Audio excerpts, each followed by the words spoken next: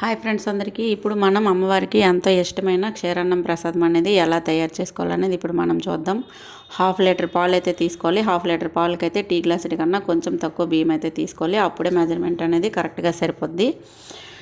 లేకపోతే అన్నం బియ్యం ఎక్కువ పాలు తక్కువ అయిపోతే బియ్యం అనేవి కరెక్ట్గా ఉడకవు, పరమాన్నం అనేది టేస్ట్గా ఉండదు. అందువల్లని చెప్పేసి పాలకి బియ్యంకి మెజర్మెంట్ అయితే కరెక్ట్గా సరిపోవాలి. పాలు అనేవి ఇలా పొంగొచ్చిన తర్వాత బియ్యం అనేవి నీట్గా వాష్ చేసుకొని వేసుకోవాలండి. వేసుకున్న తర్వాత మాటికి కలుపుతూ ఉండాలి. కలపకపోతే బియ్యం అనేవి అడుగు పట్టేసి మాడిపోద్ది. కాబట్టి అందువల్లని చెప్పేసి మాటికి కలుపుతూ ఉండాలి. బియ్యం వేసిన వెంటనే ఒకప్పుడు బెల్లం తురుము అయితే పక్కన పెట్టుకోవాలి.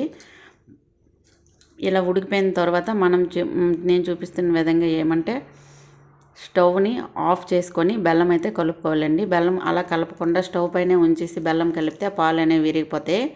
అందువల్లని చెప్పేసి బెల్లం వేసే ముందైతే స్టవ్ ఆఫ్ చేసుకోవాలి. అన్నం అనేది బాగా ఉడికిపోయిన తర్వాత బెల్లాన్ని అయితే కలుపుకోవాలి. ఇప్పుడు నేను చూస్తున్నారా స్టవ్ అయితే ఆఫ్ చేస్తాను. ఇప్పుడు బెల్లం అయితే వేసేసి ఒక 5 మినిట్స్ అయితే ప్లేట్ అనేది దానిపైన మూత పెట్టేసి ఆ ఆవిరికి ఆల్మోస్ట్ ఆ వేడికే బెల్లం అయితే మెల్ట్ అయిపోద్దండి. ఇప్పుడు చూస్తున్నారు కదా, చూసారా బెల్లం అంతా అయితే కరిగిపోయింది.